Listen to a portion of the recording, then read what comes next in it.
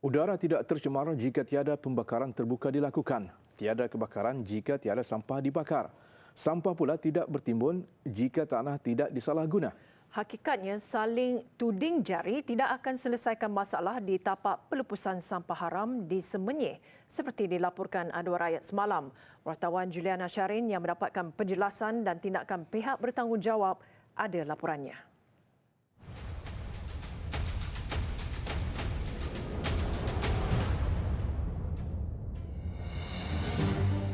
Majlis Perbandaran Kajang MPKJ menafikan dakwaan yang menyatakan terdapat lebih 10 tapak pelupusan sampah haram di Semenyih.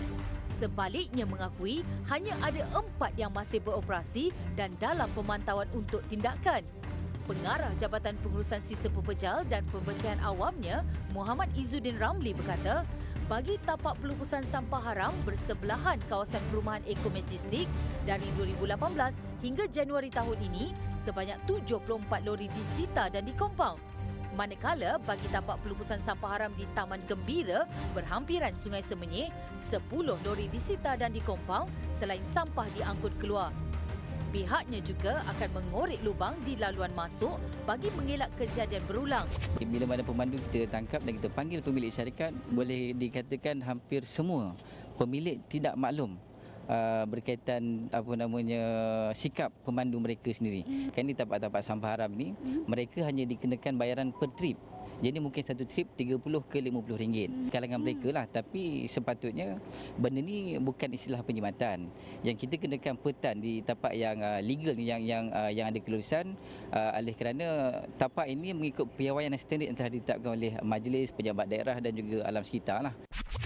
Jadi ke mana sampah ini sepatutnya dihantar untuk dilupuskan?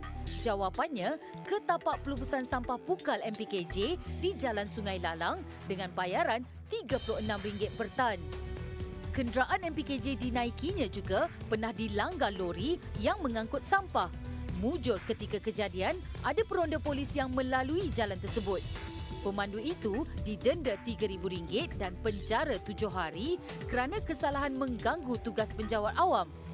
MPKJ turut mengambil langkah proaktif dengan menawarkan ganjaran RM500 kepada pemberi maklumat berkaitan tapak pelupusan sampah haram. Jika kalau kita tengok sambutannya amat menggalakkan, untuk tahun lepas saja kita ada lebih kurang 10 ke 20 permohonan pemberi maklumat sampah haram ni. Memang ada peruntukan? Memang ada. Kita ada peruntukan setiap tahun. Jabatan memperuntukkan sekitar RM50,000 setahun. Lewat malam 11 Januari 2020, penduduk sekitar Eko Majestic dan Bandar Tasik Kesuma gempar apabila melihat api marak di tapak pelupusan sampah haram. Timbalan Pengarah Jabatan Bomba dan Penyelamat Malaysia Negeri Selangor, Wan Mat Razali Wan Ismail berkata, tindakan segera diambil anggota Balai Bomba Semenyih bagi mengelak kebakaran merebak ke kawasan berhampiran. Biasanya kalau tempat pelupusan ini kita akuilah memang kadangnya memang sengaja dibakar. Memang sengaja dibakar untuk penjimatan ya, dari segi pelupusan itu sendiri yang tidak melibatkan kos, dibakar pada masa-masa yang tertentu lah, contohnya waktu malam.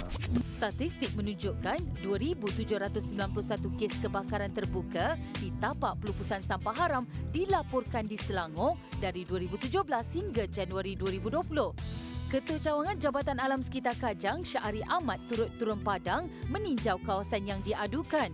Jelas beliau, pihaknya sedia maklum mengenai pembakaran sampah di kawasan itu dan pihaknya bekerjasama dengan pejabat daerah dan Tanah Hulu Langat untuk mengambil tindakan ke atas pemilik tanah. Tindakan boleh diambil terhadap individu tu sendiri? Individu tu kita boleh ambil statement dia.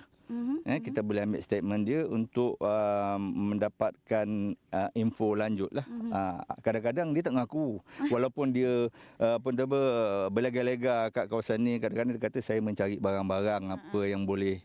Jadi kita tak nampak dia mencucur api dan sebagainya. Kadang-kadang kita nampak api dan dia ada di sekitar. Jadi kita tak nampak dia sebenar-benarnya cucur. Jadi bila kita tanya tu kadang-kadang dia menafikan. Benda ni terbakar sendiri katanya. Pejabat daerah dan Tanah Hulu Langat dalam satu kenyataan memaklumkan semakan pihaknya mendapati tapak pelupusan sampah haram berdekatan perumahan Eko Majestic itu merupakan 2 lot milik persendirian yang berstatus pertanian. Dimaklumkan tindakan pelanggaran syarat akan dikenakan ke atas pemilik tanah yang terlibat di bawah Seksyen 127 Kanun Tanah Negara 1965. Manakala di Taman Bahagia pemeriksaan mendapati ia tanah milik kerajaan, tindakan boleh diambil kerana menceroboh selaras dengan Seksyen 425 Kanun yang sama.